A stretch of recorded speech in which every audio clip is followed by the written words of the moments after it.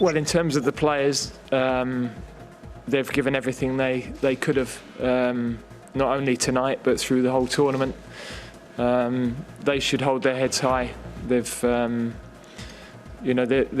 a team who have pulled together, have given the country some incredible evenings. But of course, tonight, the devastation of getting so close and not being able to give our country the trophy that we wanted to is difficult to put into context. You can imagine how the dressing room is. So that of course is difficult to put into words at the moment. But yeah, in terms of the players, they've given absolutely everything, and I'm very proud of them.